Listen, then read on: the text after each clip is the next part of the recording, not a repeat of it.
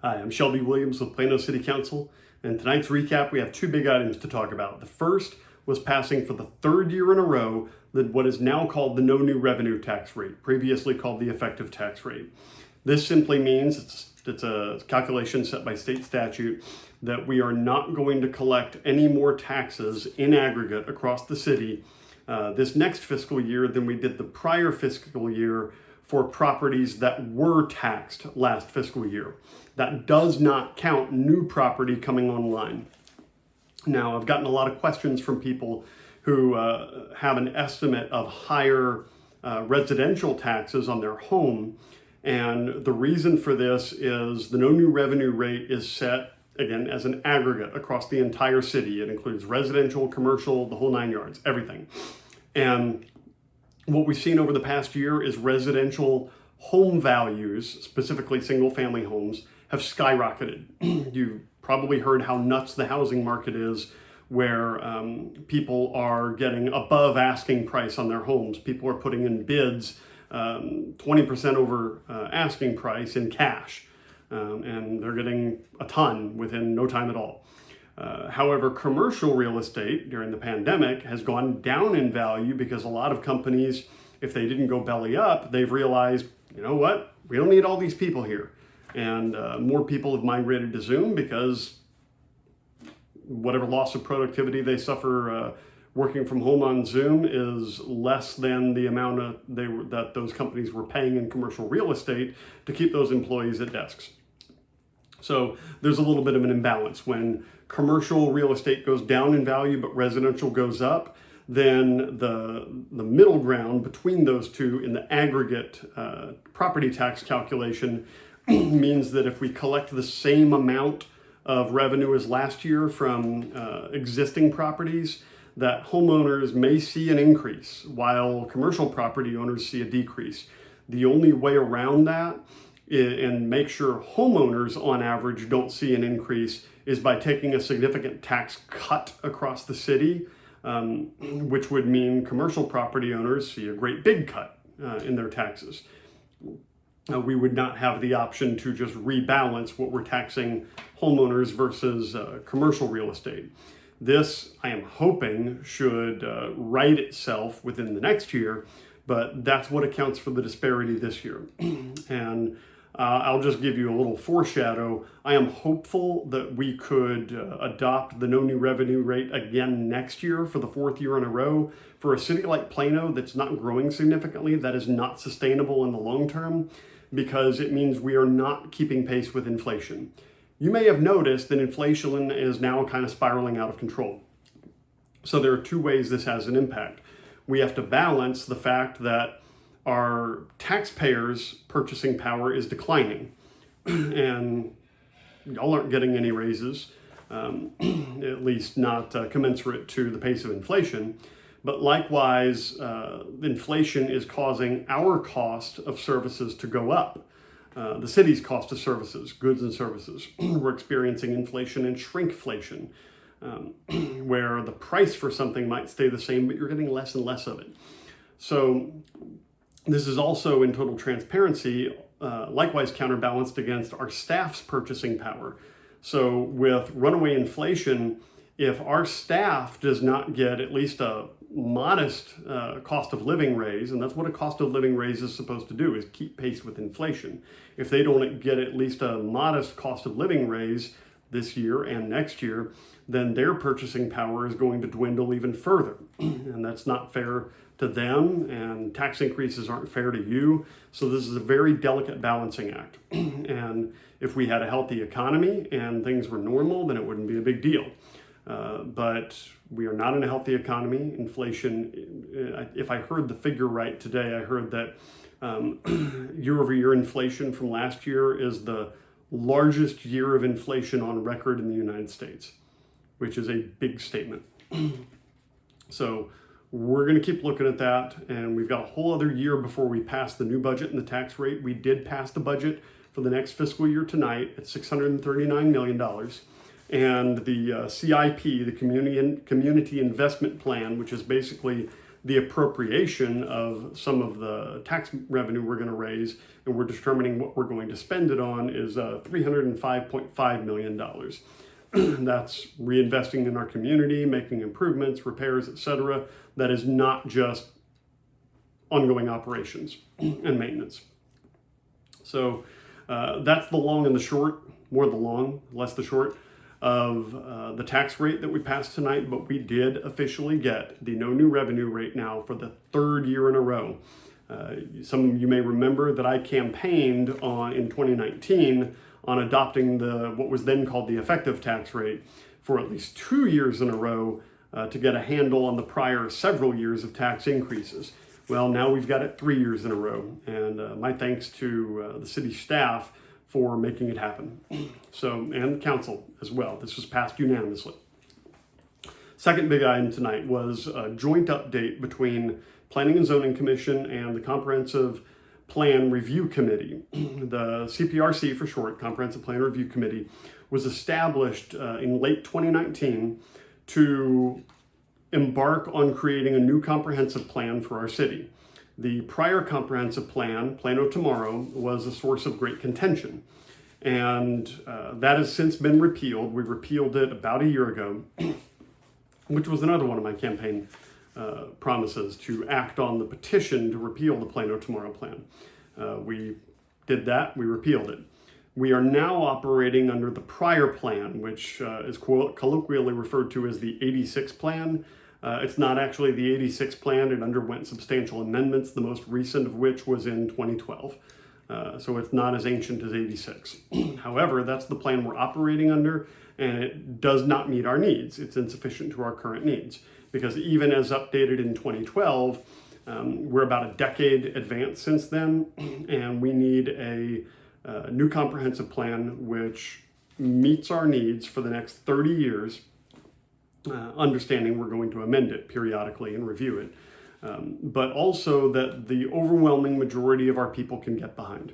So that's the terminology I've been using all along, is we want a comprehensive plan that is not divisive, that doesn't sow such mistrust in our community, but which the overwhelming majority of our people can get behind. With that in mind, we created the CPRC, Comprehensive Plan Review Committee, with 16 appointees. Every council member unilaterally appointed 2 people. The committee, and these 16 committee members, have been meeting since January of 2020, before the world turned upside down, to try to craft this new comprehensive plan and overcome the issues, objections, and concerns with the old Plano Tomorrow plan. With such division in our community, we said we want, in order to codify this unity, we want this to be a 75% voting threshold by the CPRC. So any policies passed by the CPRC for the new comprehensive plan should obtain a minimum bar of 75% of committee members voting in favor of it. So their work continued for a long time, had some ups, had some downs.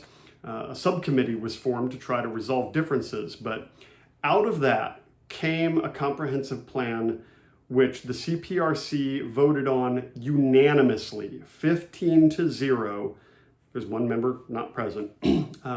6 times, 6 unanimous votes. Now, the reason it was 6 is because CPRC passed it unanimously. It then had to go to P&Z. The resolution that council adopted when we created the CPRC said that CPRC had a 75% voting threshold. P&Z only had a bare majority threshold. And then it would just go back and forth until they got a plan. So CPRC passed it unanimously, which is an enormous statement in and of itself in this city with the past several years of contentiousness we've had over comprehensive plans, zonings, lawsuits, etc. See my extended blog for more on all of that. But the fact that there was even one unanimous vote was phenomenal. P&Z got it. P&Z made some changes, kicked it back to CPRC. CPRC voted again to pass it unanimously. This happened 6 times, with P&Z continuing to make little changes and send it back. so much was changed in this process that the most recent CPRC vote was no longer unanimous. It did meet the 75% threshold, but only just. And then last week, P&Z passed a version of they changed it again, that even the fractured CPRC vote, or they changed even the version of the plan passed by the fractured CPRC vote. But at the last council meeting, Councilman Grady had asked that the chairs of both P&Z and the CPRC come and present to council on the status. So they delivered that presentation tonight, Chairman Barbera from P&Z and Chairman Shockey from CPRC. The long and the short of it is, as Chairman Barbera said, we are literally one sentence away. This is the sentence that says that if council is going to pass a zoning request that does not conform to the comprehensive plan, that it should require specific findings. Now, I was advocating early on, as were several CPRC members, for a supermajority requirement of council. So it's not an absolute barrier. If council wants to pass something that is violative of the comprehensive plan, then they've just got to make sure it's a good enough idea and enough people are in favor of it that they could get a supermajority vote. This was scuttled, and the consolation prize was a statement that council should adopt, or the CPRC recommends that the council adopt a requirement that if a zoning request is going to be passed violative of the comprehensive plan, that it documents specific findings, basically the justification. Why are you violating the comprehensive plan? Is it just because I feel like it? Because it's a Monday? Because this is a buddy of mine's project? Or because based on the development of the land over the past 5 years, even though this doesn't conform to the comprehensive plan, it makes sense. It's a good compliment here. Good or bad reason, you got to document the finding. This was the source of contention. This was the one sentence that Chairman Barbera spoke about.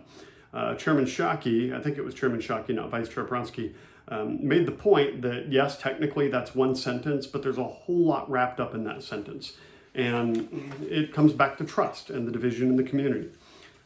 So council, one of the options which council began to move forward with tonight was, if planning and zoning is hung up on not having a statement that council should create such a requirement for findings, then council will just act and create that requirement of ourselves. Then P&Z doesn't have to tell us to do it. So we had a consensus tonight on council to create, it was termed a policy. I would be far more comfortable with an ordinance, something with teeth, that requires those findings. If you're going to violate the comprehensive plan, you need to have findings which support why you're doing it.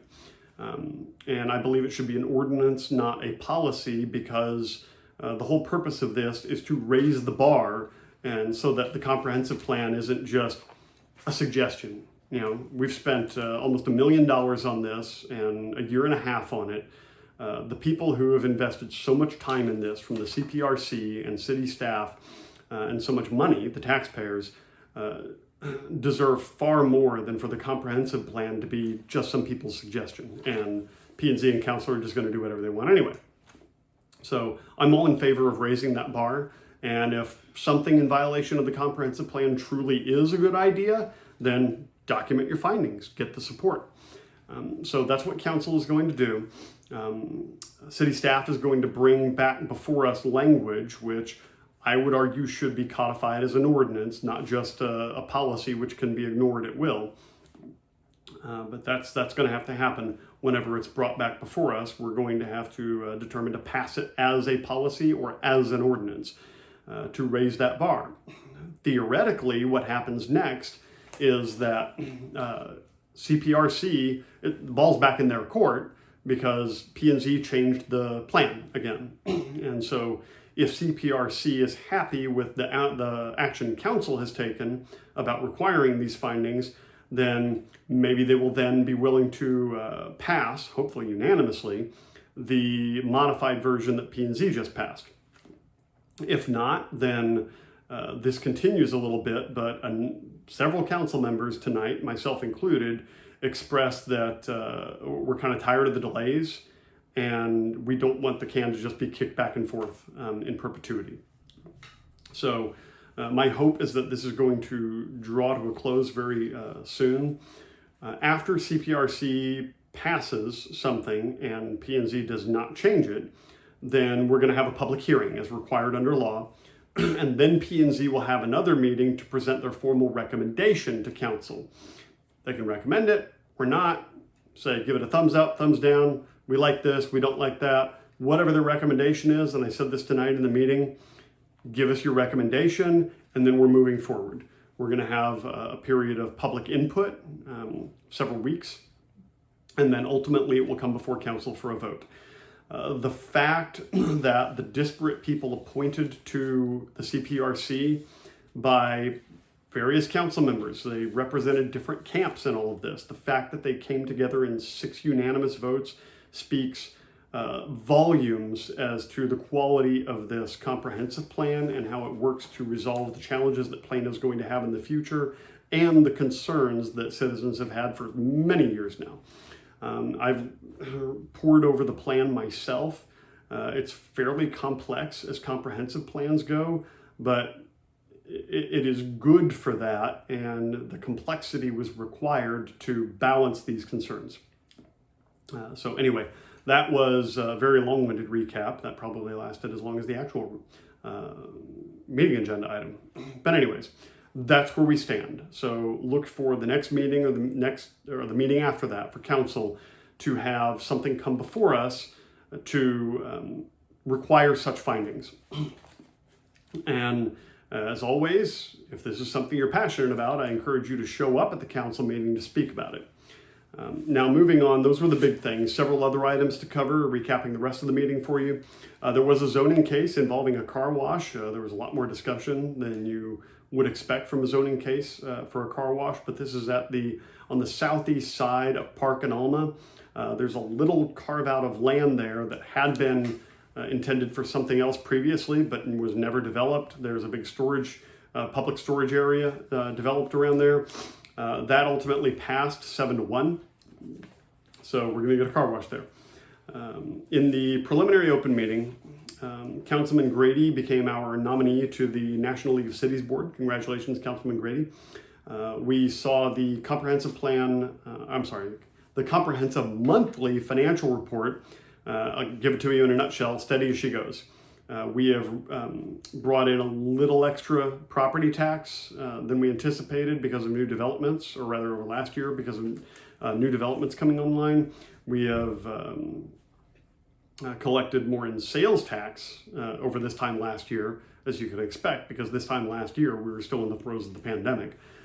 We have brought in less in franchise taxes, etc., but we're pretty much maintaining an even keel. The Haggard Park Heritage District design standards were presented for update, and that passed as part of the comprehensive plan. Oh gosh, I keep saying comprehensive plan. That passed as part of the consent agenda in the regular meeting. There. So water and wastewater, we had an update there. The North Texas Municipal Water District is not increasing their water costs or their water rates for the second year in a row, so there will be no water rate increase. They are increasing their sewage rates, their wastewater rates, by 8%. This was explained as being necessitated due to basically the pandemic resulting in a lot less wastewater in commercial properties and the winter average rate being blown out of the water, no pun intended, by a bunch of people being at home, which would not normally be the case. And so the winter rate, or the winter average rates being applied resulted in deficits, a revenue shortfall for wastewater. And so they're increasing their rates 8% to make up for this. Now, we did look at a forecast from the Water District for the next 8 to 10 years, and it showed 6 to 8% increases every year for 8 some odd years. And I said in the meeting, I hope this doesn't mean they're anticipating 8 to 10 more years of this pandemic. So there are other factors that go into that. part of which is just new facilities coming online and new improvements across the district. But they told me they would get me that information, so I will be happy to pass my findings along to you when I research it. So in any case, they were recommending that we, the City of Plano, increase our wastewater rates to pass that cost along because we get charged for that from the water district.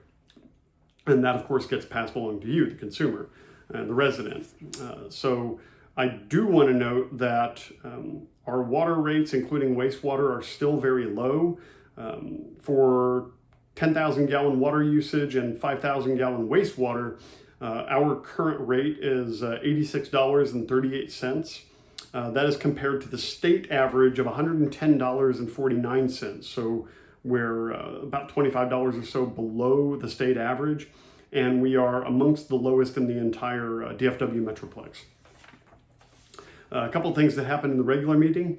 The City of Plano and the Plano Heritage Commission received the Preservation Texas Honor Award for the Preservation Plano 150 plan. Congratulations. Graduates of the UTD Local Government Management Certification Program were recognized tonight. This is city staff who attended a partner program with University of Texas at Dallas to be certified in local government management. So congratulations to all of them. We amended the TIRZ 4 project and financing plan. TIRZ stands for Tax Increment Reinvestment Zone. It's basically a geographical area where the tax proceeds assigned therein get assigned to specific uses to revitalize the zone. So TIRZ 4 was, that's around the Collin Creek area, if I remember 4 correctly. We amended the TIRZ 4 project and financing plan, and then we assigned the revenue stream from that plan, from the TIRZ to that aforementioned plan. Those were all passed 8-0. Backyard hens, which is on many people's radar, that was to be brought up tonight, but has been tabled to the next meeting so that that could be passed at the same time as the change to the zoning ordinance. The car wash passed 7-1, like I told you. The budget passed unanimously, as well as the tax rate. So there were several agenda items about the budget and the tax rate. The public hearing wasn't required because we adopted the no new revenue rate again, but we wanted to have the public hearing anyway to give the public a chance to speak. Nobody spoke. Nobody was complaining about their taxes not going up in aggregate, on average. All of that stuff passed 8-0, and the last item was that we legally had to acknowledge in open meeting and approve the statement that we were collecting more tax revenue in total than we did the prior year, property tax revenue, than we did the prior year, which is primarily due to new properties coming online. The no new revenue rate calculation, again, is only applied to properties that were also taxed in the prior year, so existing properties. If something new goes in, that is outside the calculation, and we do collect new property tax revenue from that. All right, I'm Shelby Williams. This has been the Plano City Council recap for September 13th, I think it's 13th, 2021. God bless. Good night.